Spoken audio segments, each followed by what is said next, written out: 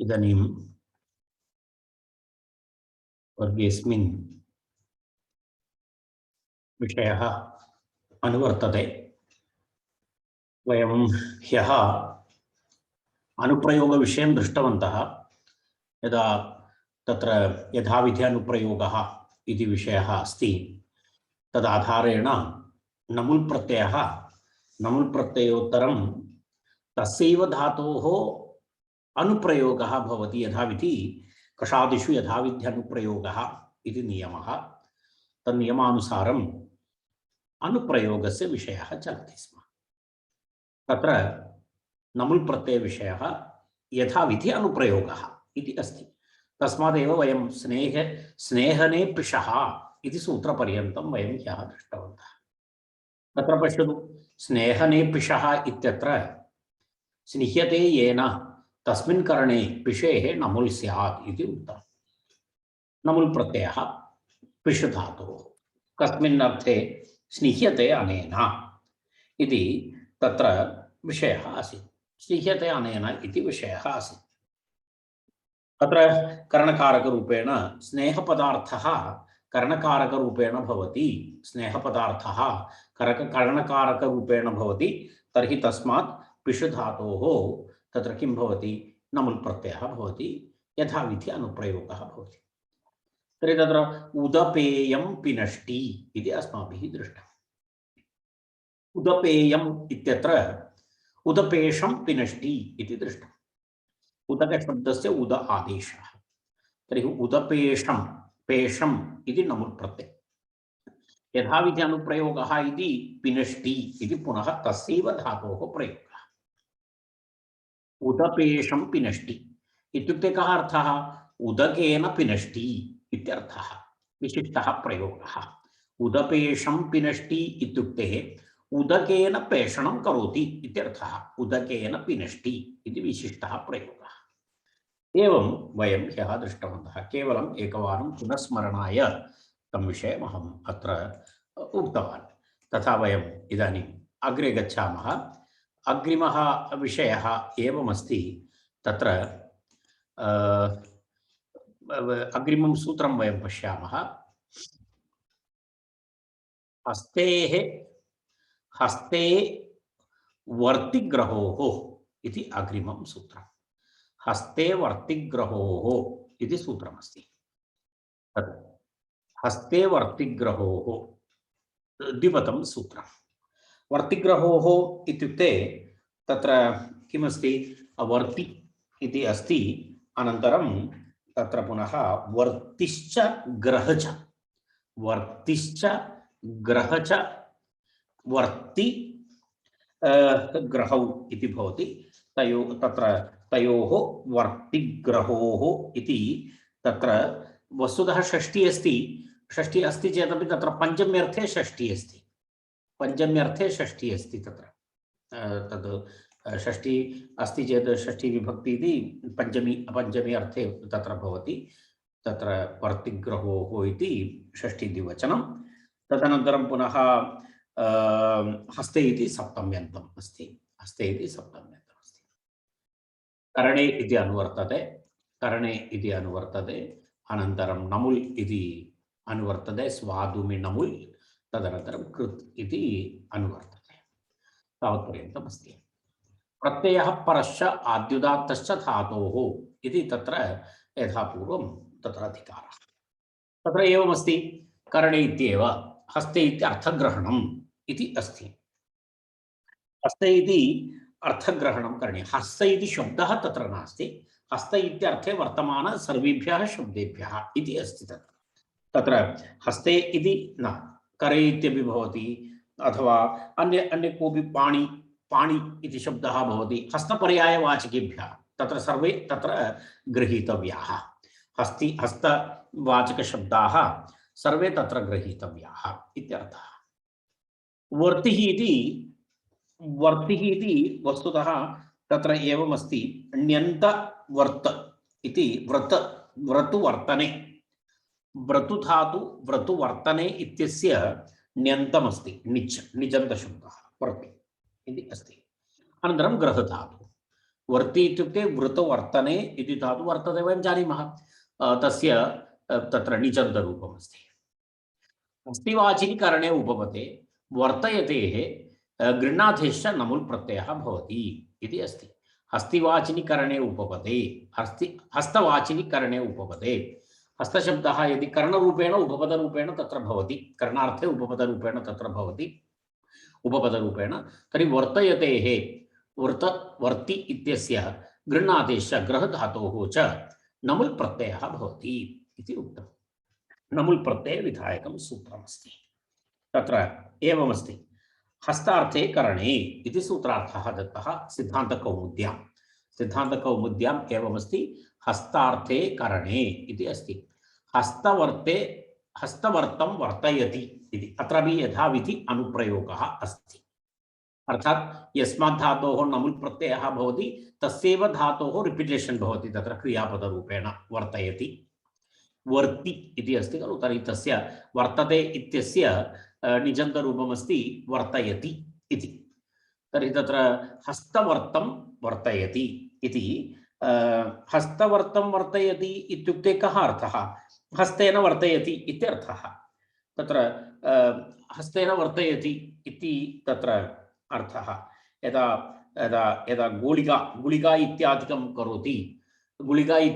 करोति तर्हि तत्र हस्तेन एवं स्वीकृत्य एतद् एवं हस्तवर्तम् इति, हस्तेन एवं गुलिका इत्यादिकम् आयुर्वेद गुलिका इत्यादिकं निर्माणं करोति, यदा अन्यदा हस्तवर्तं करोति, यदा कोऽपि रोटिका निर्माणं करोति तस्य आदौ यद् गोलरूपेण तत् करोति तदपि एवं हस्तवर्तं करोति, तदेव हस्तवर्तं वर्तयति इत्यस्य आशयः।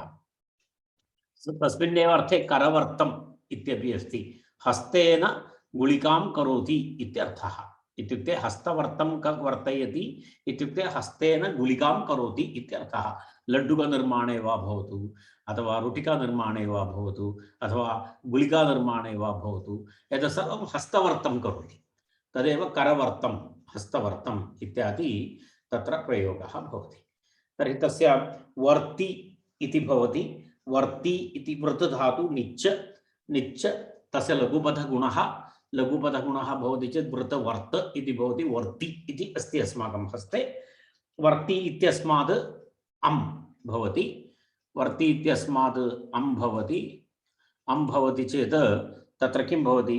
वर्तम् इति। हस्त ट केवलं स्थितिं दर्शयामि, हस्त इति हस्तेन इत्यर्थे हस्तशब्दाद् एवं भवति, हस्त अनन्तरं टा इति अस्ति, अनन्तरं वर्ति, वर्ति इति वृद्धधातोः निजन्तशब्दः वर्ति इति भवति। अनन्तरं नमुल्, तस्मात् नमुल् इति स्थितिः। नमुल् इत्युक्ते अनुबन्धलोपे अम् इति भवति, एतावत् स्थितिः अस्ति। वर्ति अम् इति स्थिते तत्र किं भवति?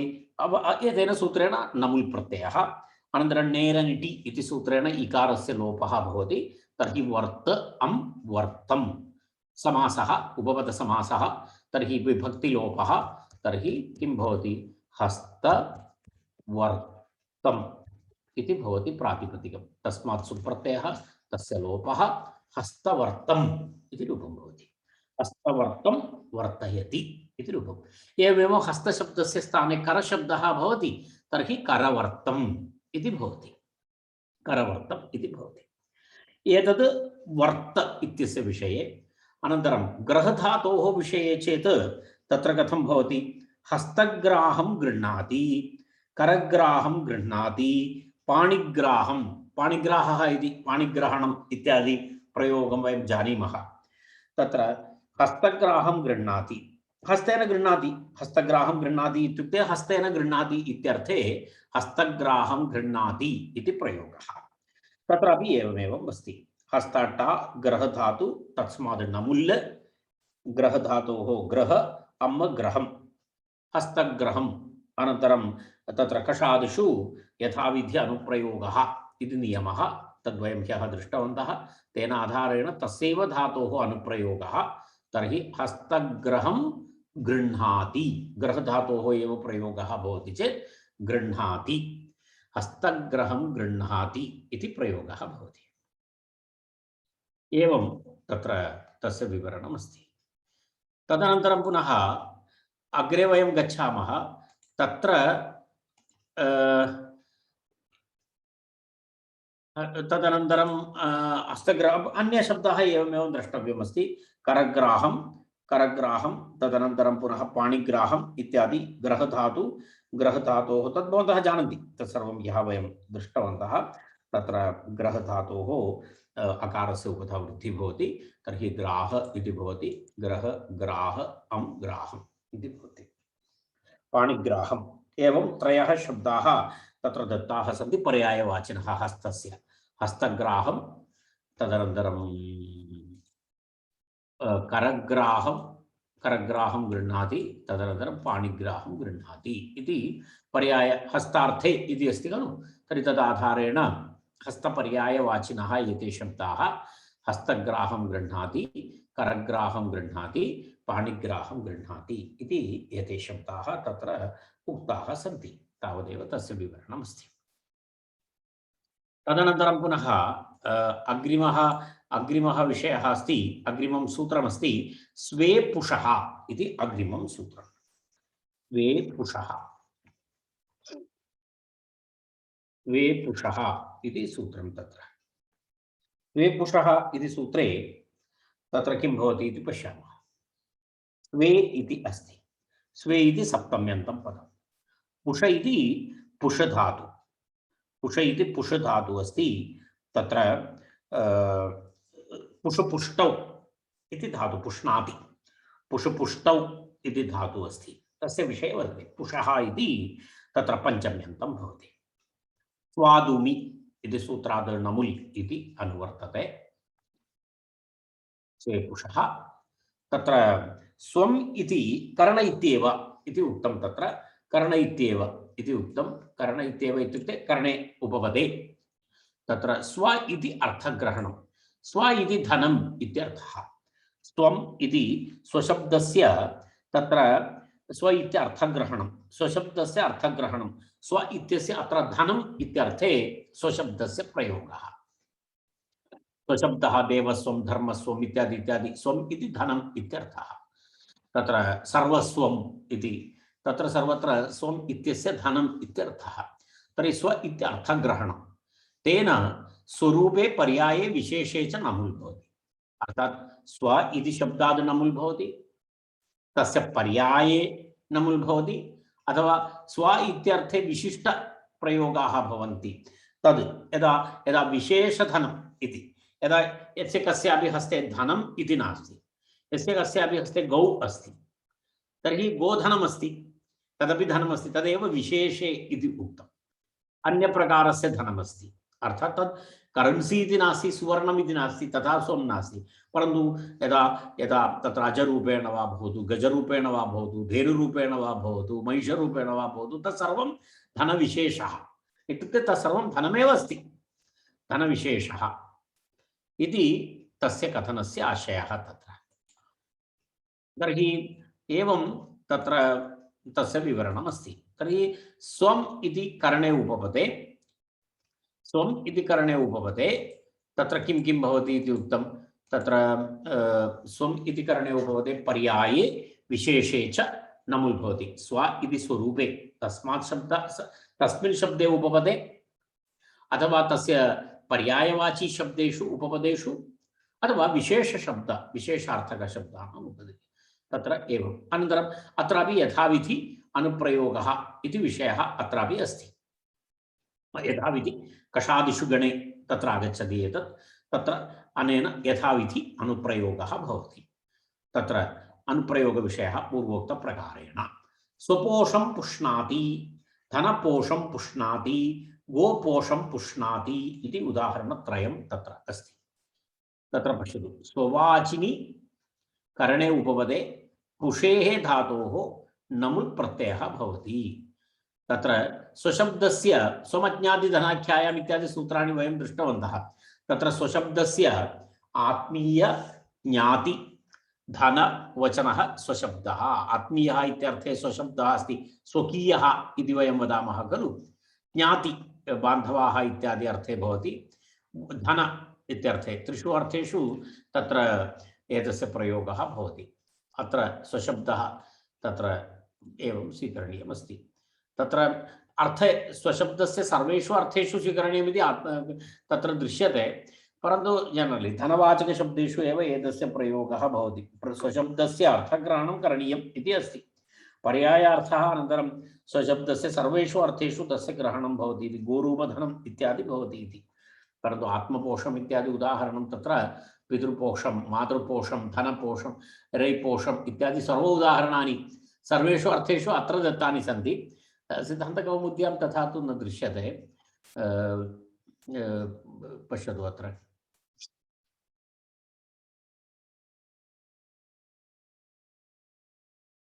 पश्यतु, अत्र तु संरूपम् इति सूत्रे भाष्ये स्पष्टं। तत्र स्वशब्दे उपपदे उदाहरति स्वपोषमिति, धनेन पुष्णाति इति। पर्याये उपपदे उदाहरति धनपोषमिति, स्वपोषे उपपदे उदाहरति गोपोषमिति। तावदेव अस्ति।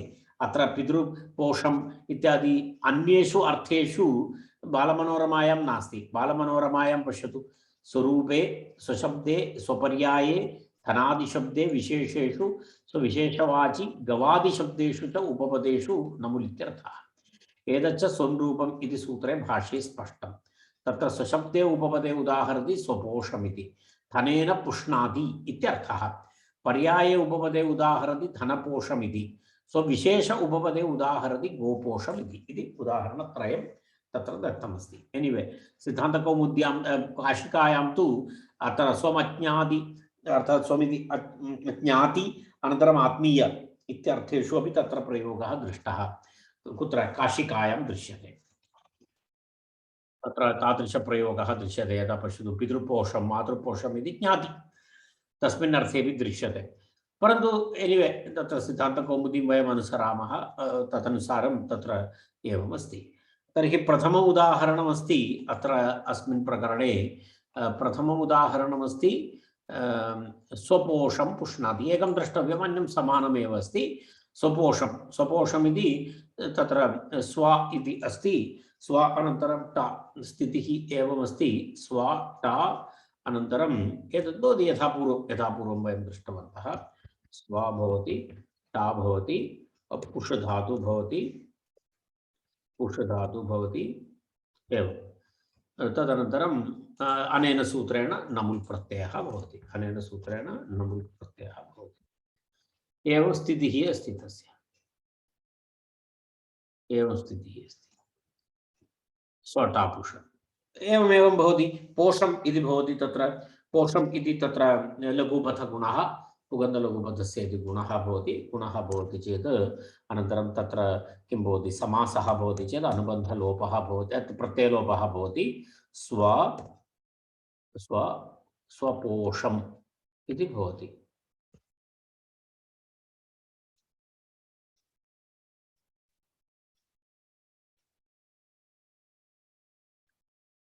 स्वपोषम् इति भवति। तत्र एवं स्वपोष इति भवति। तस्मात् सुप्रत्ययस्य पुनः लोपे स्वपोषम् इति भवति। स्वपोषम् इति भवति। अनन्तरं यथाविधि अनुप्रयोगः तदाधारेण पुष्णाति इति तत्र क्रियापदं भवति। पुष्णाति इति क्रियापदं भवति। तदेव स्वपोषं पुष्णाति इति अस्ति। धनेन पुष्णाति इत्यर्थः। धनेन पुष्णाति, पुष्पुष्टं पुष्णाति इत्यर्थः। एवमेव अन्य उदाहरणानि द्रष्टव्यानि। किं किं? तत्र धनेन पुष्णाति इति धनपोषं,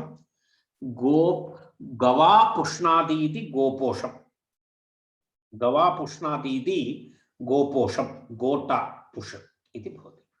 अत्र सर्वत्र यथाविधि अनुप्रयोगः इति अनुप्रयोगविषयः अत्र अस्ति। अनुप्रयोगविषयः अत्र अस्ति एव इति तावत् तस्य विवरणमस्ति। तदनन्तरं पुनः अग्रे गच्छामः वयं। तत्र अग्रिमं सूत्रमस्ति अधिकरणे बन्धः इति अग्रिमं सूत्रम्। अधिकरणे बन्धः इति सूत्रमस्ति। इदानीं करणविषये आसीत्, करणे उपपदे इति आसीत्। इदानीम् अधिकरणे उपपदे इति अस्ति। अधिकरणे उपपदे बन्धधातोः, अधिकरणे इति सप्तम्यन्तम्, अधिकरणे इति सप्तम्यन्तमस्ति। अधिकरणे बन्धः द्विपदं सूत्रं, नमुल् इति अनुवर्तते यथा पूर्वम्, अनन्तरं पुनः कृत् इति भवति। तदनन्तरम् अधिकरणे अर्थे अधिकरणवाचिनि उपपदे, अर्थात् उपपदम् अधिकरणवाची भवति। अधिकरणवाचिनि उपपदे बध्नातेः धातोः नमुल् प्रत्ययः भवति। बन्ध इति अस्ति, बध्नातेः धातोः इति अस्ति। बध्नातेः धातोः इत्युक्ते तत्र तत्र बन्धधातोः, बन्ध इति धातुः अस्ति। तत्र बन्धधातोः इति तत्र बन्धबन्धने इति धातु, बध्नाति इति क्रियापदं। बन्धधातु कस्मिन् अर्थे?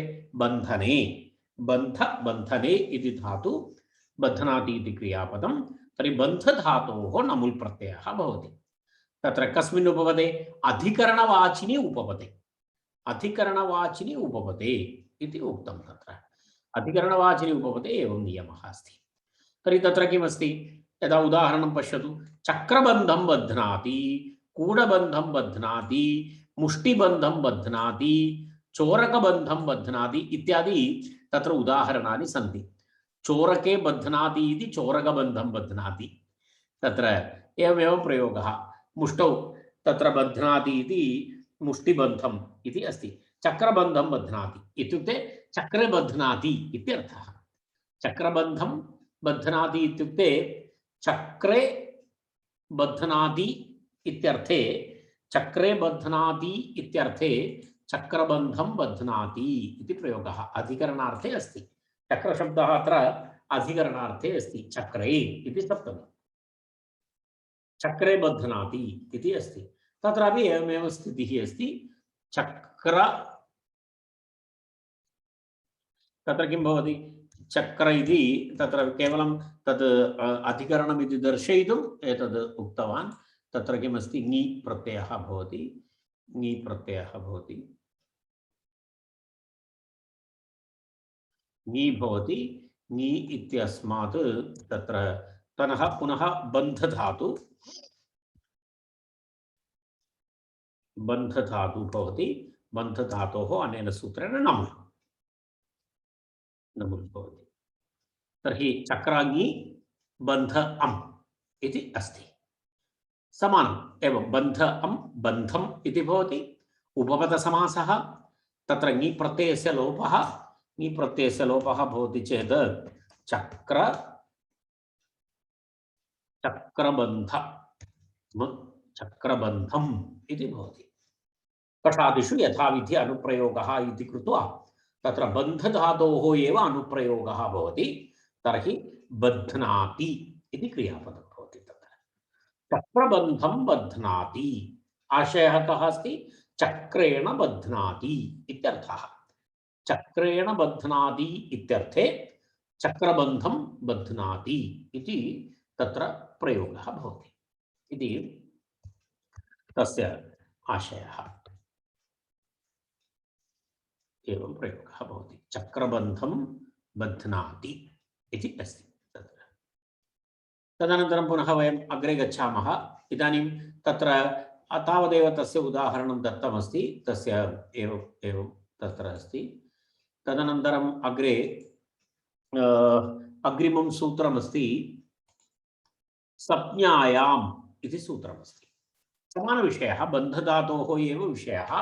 बध्नातेः नमुल् भवति, नमुल् प्रत्ययः भवति। संज्ञायां यत्र संज्ञा भवति, यदा तत्र उदाहरणाय तत्र भिन्नभिन्नप्रकारस्य बन्धनानि भवन्ति। यदा वयं यदा तत्र अभ्यासादिकं भवति, यदा आयोधनकलाः भवन्ति, तत्र भिन्नभिन्नयुद्धस्थितौ वा भवतु, अथवा अथवा बन्धादिकम् एतद् योगशास्त्रे अपि यदा आगमशास्त्रेषु अपि बन्धाः भवन्ति यदा तत्र यदा यत्र यत्र यत्र तत्र किं वदामः वयं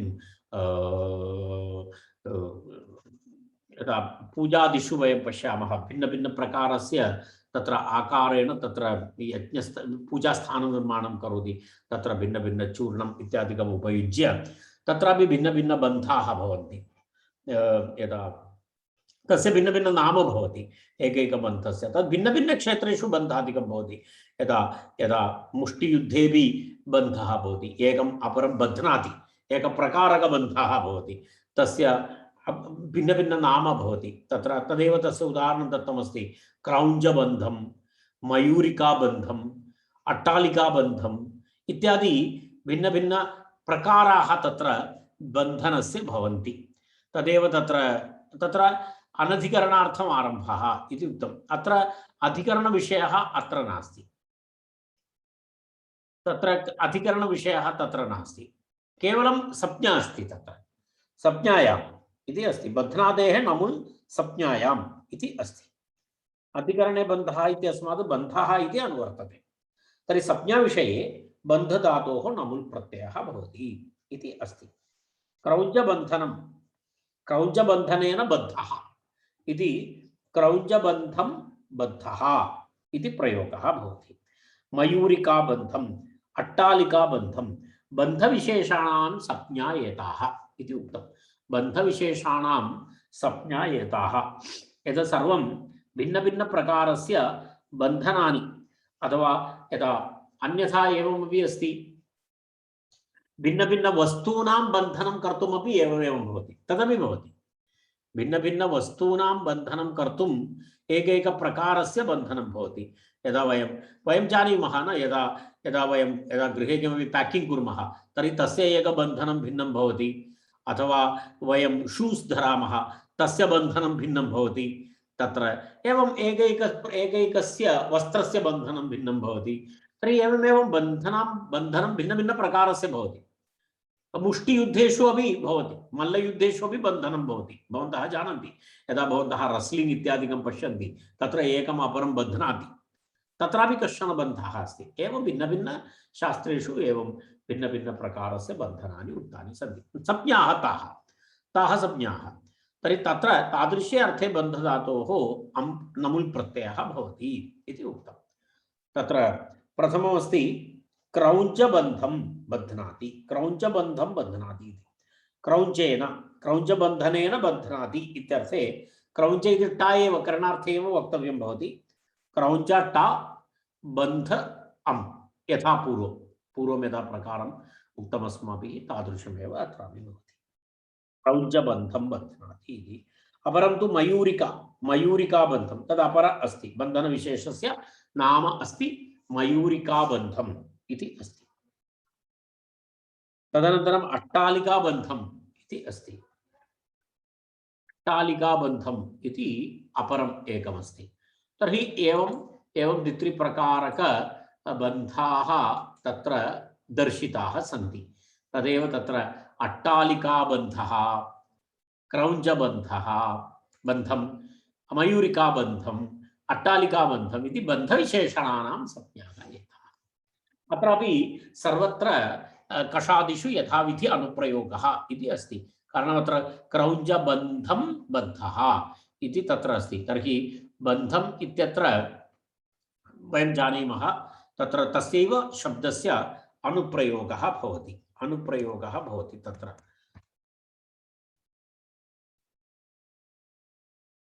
तत्र एवं प्रयोगः भवति तावदेव तत्र वक्तव्यमस्ति इति अहं पश्यामि अन्य सर्वं वयं पूर्वं दृष्टवन्तः यदा क्रौञ्जबन्धम् इति अस्ति क्रौञ्जबन्धम् इति भवति तस्यैव अनुप्रयोगः भवति तस्मादेव तत्र बध्नाति इति भवति क्रौञ्जबन्धं बध्नाति इति तत्र प्रयोगः भवति तस्य एतत् कारणमस्ति तत्र विधविति अनुप्रयोगः इति तत्र विषयः तावदेव तत्र वक्तव्यमस्ति तत् सरलः विषयः कारण पूर्वं बहुवारं चर्चितविषयः इति कृत्वा अहम् अग्रे गच्छामि इदानीम् एतस्मिन् विषये। अग्रिमं सूत्रं वयं पश्यामः। कर्तृर्जीवपुरुषयोर्निशि नशिवहोः इति अग्रिमं सूत्रम्। संज्ञायाम् इति अभवत् कर्त्रोर्जीवपुरुषयोर्नशिवहोः। कर्त्रोर्जीवपुरुषयोर्नशिवहोः सूत्रमेकवारं। कर्त्रोर्जीवपुरुषयोर्नशिवहोः। सूत्रस्य उच्चारणमेवमस्ति। कर्त्रोः इति सप्तमी द्विवचनं, जीवपुरुषयोः इति सप्तमी द्विवचनं, नशिवहोः इति षष्ठी द्विवचनम् इति तत्र स्थितिः अस्ति। कर्ता च तयोः एकशेषः कर्तारौ तयोः इति कर्त्रोः इति कर्तृद्वयम्। कर्त्रोः जीवश्च पुरुषश्च पुरुषौ तयोः जीवपुरुषयोः नशिश्च वह च तयोः इतरेतरयोगद्वन्द्वः नशिवहौ।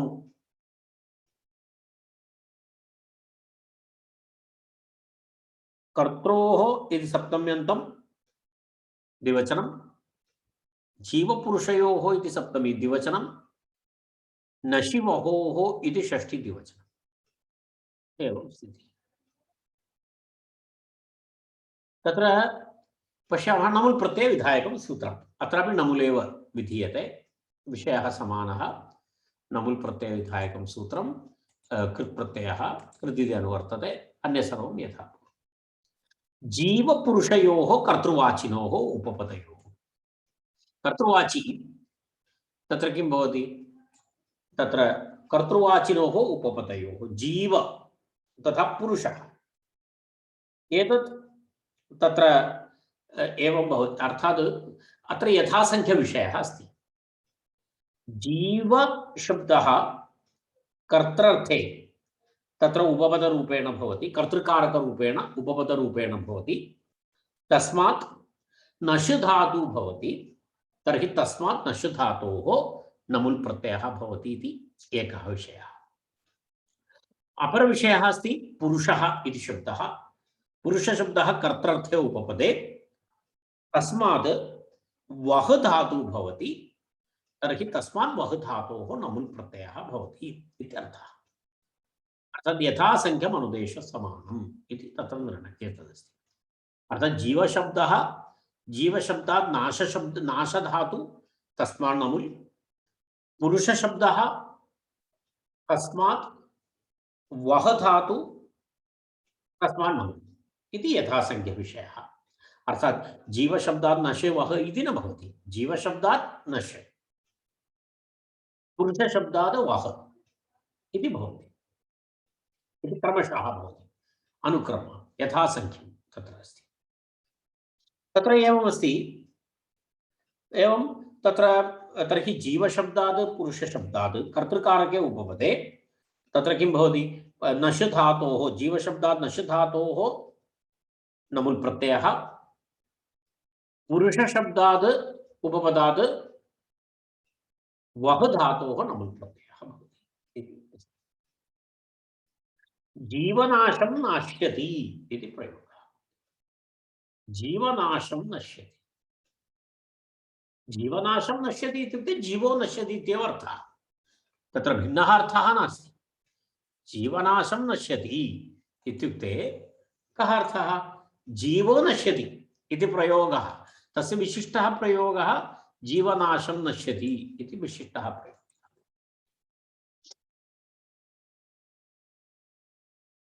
तदर्थं जीव इत्यस्मात् तत्र किं भवति? जीवनाशं नश्यति इति। जीवनाशं नश्यति इति तत्र किं? तत्र जीव इति शब्दः कर्तृर्थे अस्ति, सुप्रत्ययः भवति। सुप्रत्ययः भवति चेत् तत्र किं भवति? नश् धातु भवति, नश् धातु भवति। नश् धातोः किं भवति पुनः? नश् धातोः नमुल्।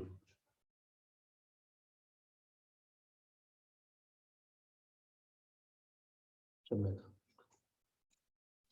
तत्र नमुल् भवति नमुल् भवति चेत् अम् इति भवति एवमस्ति एवमेव नश् इति अम् इति भवति अदौ उभधायाः इति वृद्धि भवति तत्र अदौ उभधायाः इति वृद्धि भवति चेत् नाश इति भवति जीवनाशम् जीवनाशम् इति भवति एवम् अनन्तरं तस्यैव शब्द तस्यैव धातोः अनुप्रयोगः भवति इति कृत्वा नश्यति इति जीवनाशं नश्यति इति तत्र प्रयोगः भवति जीवनाशं नश्यति इति प्रयोगः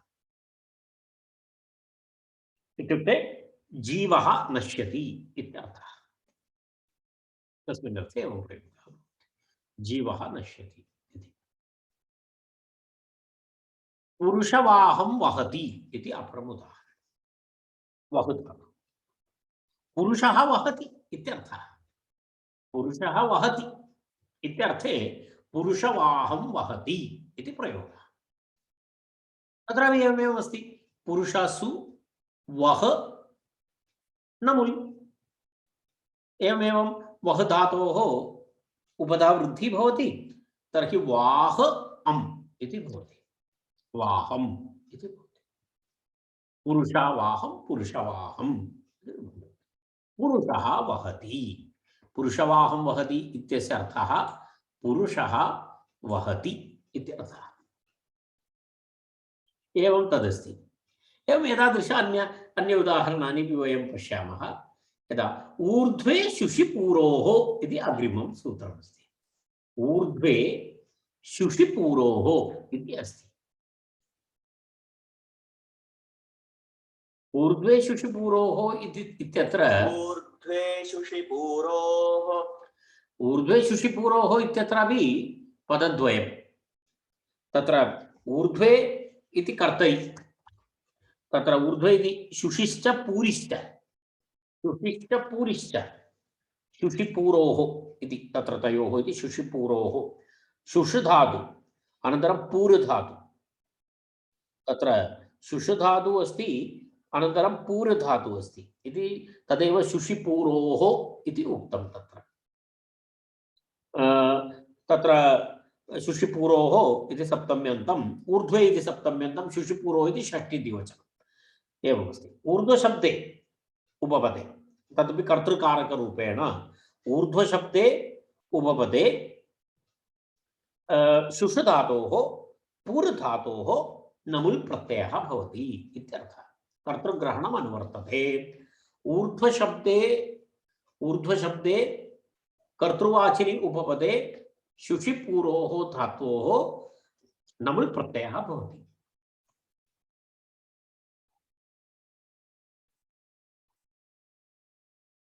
ऊर्ध्वशब्दे कर्तृवाचिनि उपपदे शुषिपूरोः धातोः नमुल् प्रत्ययः भवति इति एकक्षणम्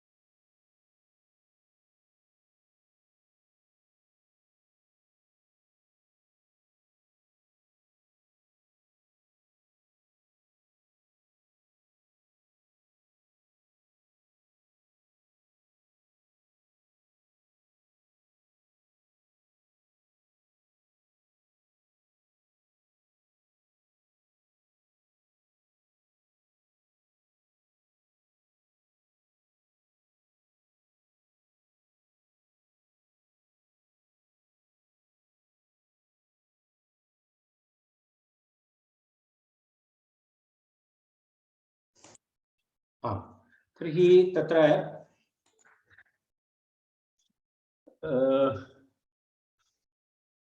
शुषिपूरोः इति उक्तं मया। ऊर्ध्वशब्दे कर्तृवाचिनि उपपदे शुषिपूरोः धात्वोः नमुल् प्रत्ययः भवति इति उक्तं। तत्र ऊर्ध्वशब्दे ऊर्ध्वशोषं शुष्यति इति प्रयोगः। अपरमस्ति ऊर्ध्वपूरं पूर्यते इति अपरः प्रयोगः। एतदस्ति ऊर्ध्वशोषं शुष्यति इति प्रथमं पश्यामः।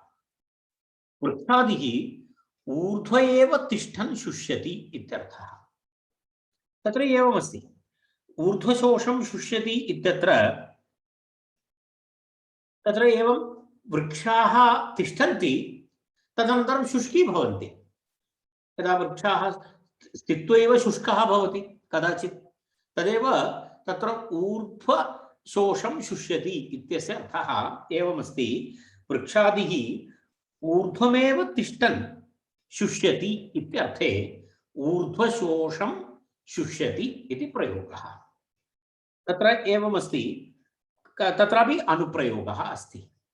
तत्र ऊर्ध्वशब्दः, ऊर्ध्वशब्दात् तत्र किं भवति, ऊर्ध्वशब्दः भवति, तत्र एतत् सर्वं समानं। यथा पूर्वम् उक्तवन्तः वयं, तत्र ऊर्ध्वशब्दः भवति, ऊर्ध्वशब्दात् धातु,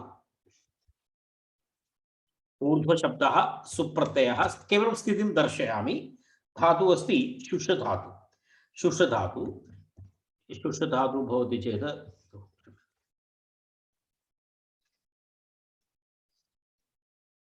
शुष् इति धातु भवति।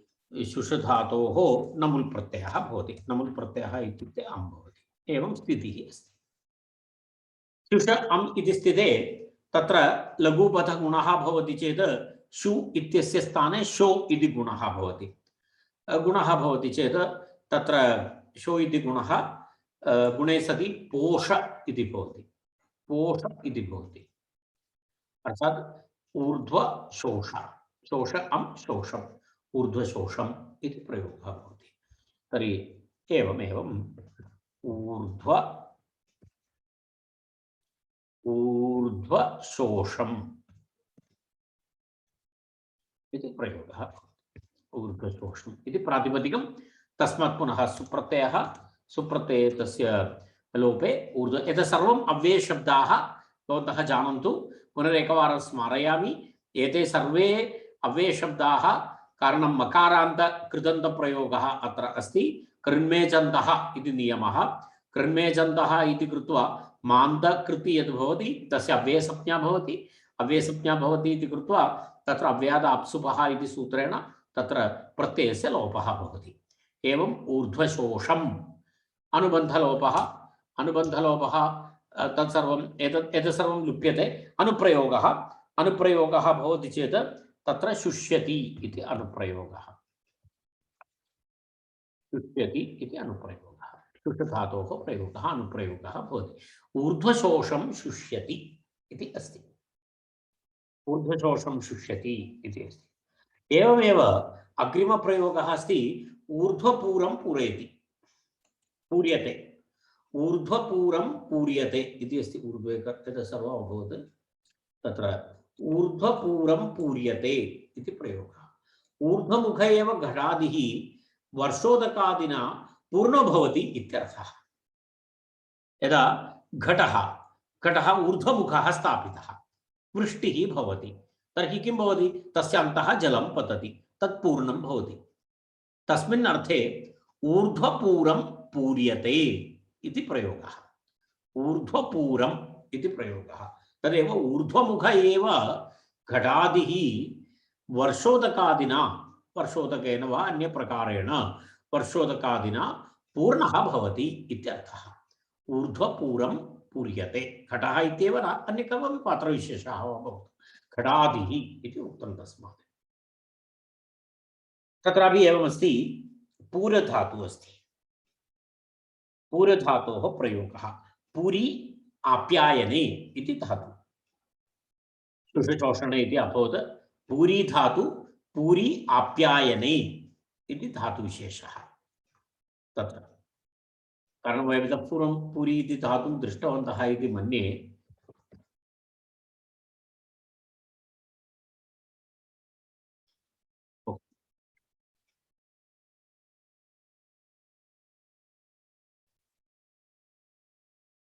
पश्यतु, पूरी आप्यायने इति दिवादिगणे धातुः भवति।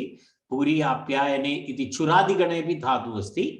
अत्र तु दिवादिगणस्य वयं पश्यामः पूर्यते इति एतदस्ति। दिवादिभ्यः शन् पूर्यते इति तत्र भवति। अस्तु, एतदपि रूपम् अभवत् इति वयम् इदानीम् अग्रे गच्छामः। तत्र पूर्णः भवति। उपमाने कर्मणि च इति अग्रिमं सूत्रम्। उपमाने कर्मणि च। उपमाने कर्मणि च इति सूत्रे किं भवति? तत्र द्विपदं सूत्रम्। उपमाने इति सप्तम्यन्तं, तदनन्तरं पुनः तत्र उपमाने इति सप्तम्यन्तं, कर्मणि इति सप्तम्यन्तं, तत्र च इति अव्ययम्। चात् कर्तरि, कर्तृर्थे अनन्तरम् उपमानार्थे, तदेव उभयत्रापि अस्ति। उपमानवाचकशब्दः कर्मणि उपपते इत्यर्थः। अर्थात् कर्म भवति उपपदं, परन्तु उपमानवाचकशब्दः भवति। तत्र उपमानं तत्र भवति। उपमानकर्मणि उपपदे धातु कस्मादपि धातोः, तत्र एवं धातुविशेषः नास्ति। सामान्य धातु सामान्यात् कोऽपि वा धातु सामान्यात् किं भवति? तत्र नमुल् प्रत्ययः भवति इति अस्ति। चात् कर्तरि,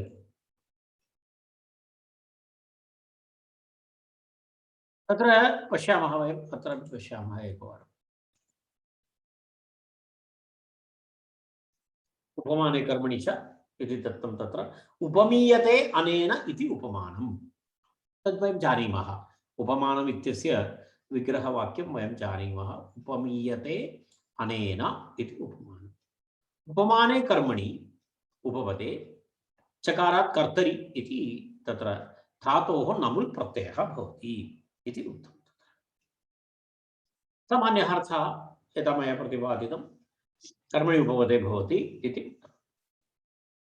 तत्र धातुः तत्र कोऽपि वा भवतु, तत्र चिन्ता नास्ति। तत्र उदाहरणमस्ति घृतनिधायम् इति तत्र एकः प्रयोगः। घृतनिधायं निहितं जलम् इति अस्ति। घृतनिधायं निहितं जलम् इति एकः प्रयोगः। इत्युक्ते तस्य आशयः कः? तत्र घृतनिधायम् इत्युक्ते घृतमिव जलं, घृतमिव निहितं जलम् इत्युक्ते घृतमिव सुरक्षितम् अस्ति। यदा घृतं सुरक्षितं स्थापयामः तद्वत् सुरक्षितं स्थापितं जलम् इत्यर्थः। तत्र घृतमिव इति उपमानमस्ति। घृतमिव इति उपमानवाचकशब्दः। तत्र पश्यतु, घृतनिधायं निहितं जलं, घृतमिव सुरक्षितम् इत्यर्थः। तत्र घृतशब्दः भवति, तद् कर्मणि अस्ति इति कृत्वा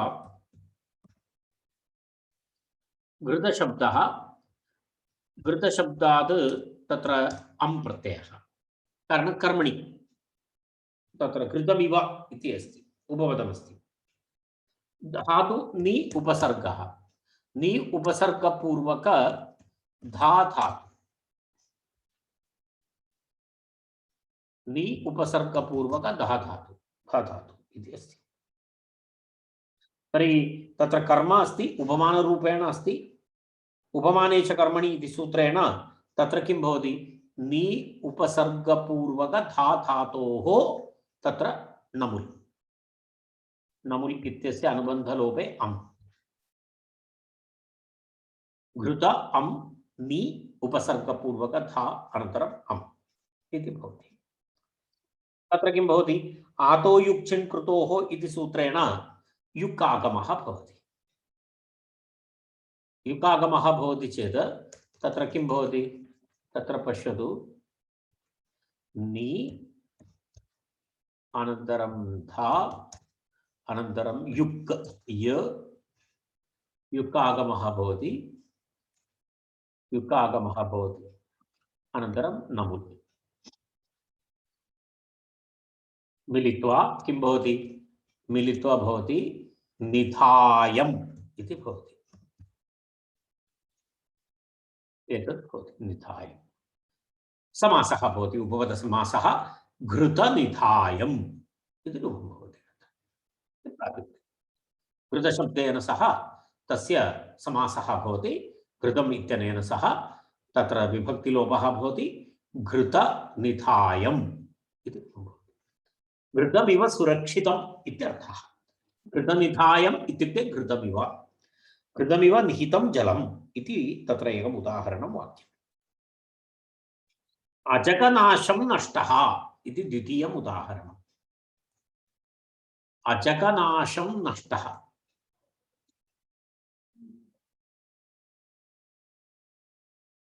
अजकनाशं नष्टः इति प्रयोगः।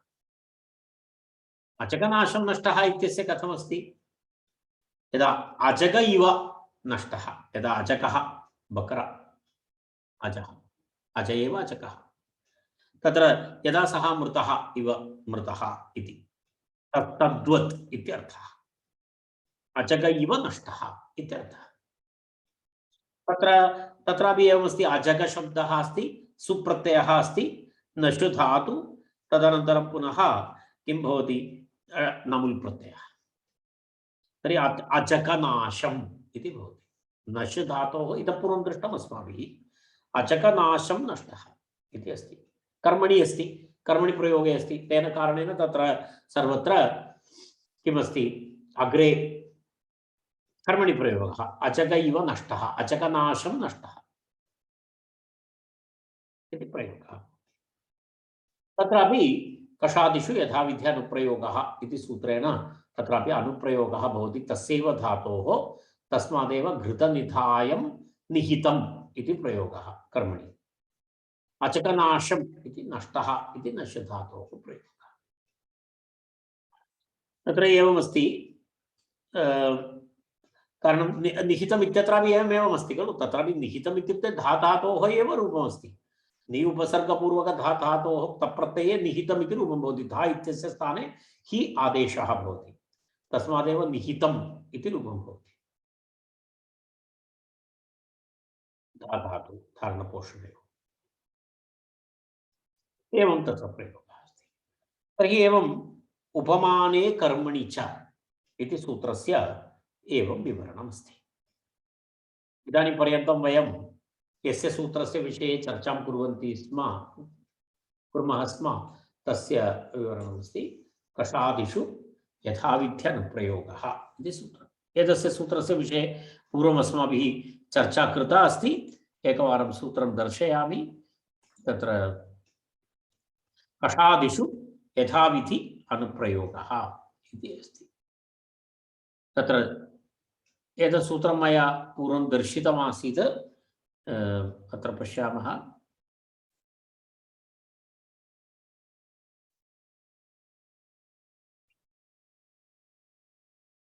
एकक्षणं तावदेव अस्ति। तत्र बालमनोरमायां किं विवरणमस्ति वा इति पश्यन् अस्मि। कुत्र कियत्पर्यन्तम् इति तत्र दर्शितमस्ति पश्यतु। निमूल समूलयोः कषः इत्यारभ्य उपमाने कर्मणि च इत्यन्दैः सूत्रैः इति शेषः। तथैव उदाहृतमिति तदेव तत्र दत्तमस्ति। यस्मात् नमुल् उक्तः स एव अनुप्रयोक्तव्य इत्यर्थः।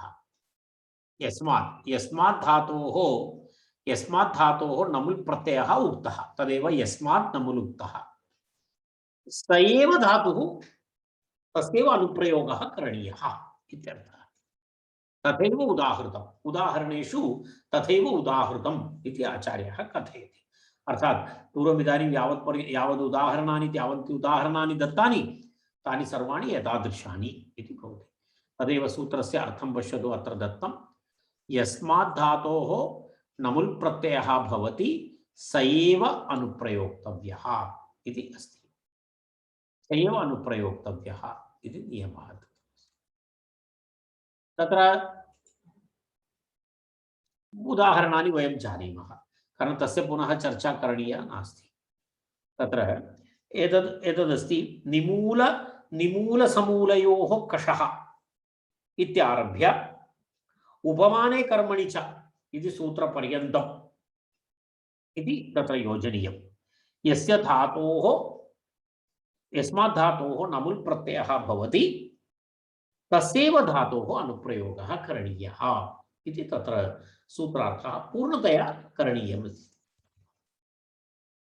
कारणं तत्र तद् योजनीयं भवति अस्माभिः, तद् तत्र न दृश्यते। तद् वस्तुतः बालमनोरमातः अस्माभिः स्वीकृतम्। निमूलसमूलयोः कषः इत्यारभ्य उपमाने कर्मणि च इत्यन्तैः सूत्रैः इति शेषः तावत्पर्यन्तम् इत्यर्थः स्वीकरणीयः। तावत्पर्यन्तं तत्र अनुप्रयोगः तस्यैव धातोः अनुप्रयोगः भवति। उदाहरणानि एतावन्ति उदाहरणानि इतः पूर्वम् अस्माभिः चर्चितानि तानि सर्वाणि एतस्य सूत्रस्य उदाहरणानि। इदानीं पर्यन्तम् अचकनाशं नष्टः इति पर्यन्तं यानि उदाहरणानि दत्तानि तानि सर्वाणि अपि एतस्य उदाहरणानि भवन्ति। तावदेव तस्य विवरणमस्ति। अग्रे तु उपदंशः तृतीयायाम् इति अग्रिमं सूत्रमस्ति। उपदंशः तृतीयायाम् इति सूत्रस्य विवरणं वयम् अग्रिमवर्गे पश्यामः। किञ्चित् दीर्घं सूत्रमस्ति, अग्रिमवर्गे पश्यामः। सद्य वयम् अत्र तिष्ठामः।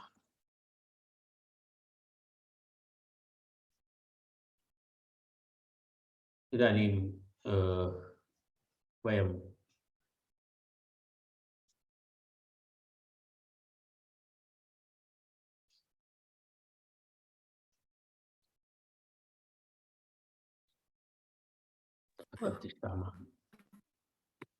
शांति मंत्रेण अलं कुर्मः। सर्वे भवन्तु सुखिनः, सर्वे सन्तु निरामयाः, सर्वे भद्राणि पश्यन्तु, मा कश्चित् दुःखभाग् भवेत्। ओम शांति शांति शांति। धन्यवादः।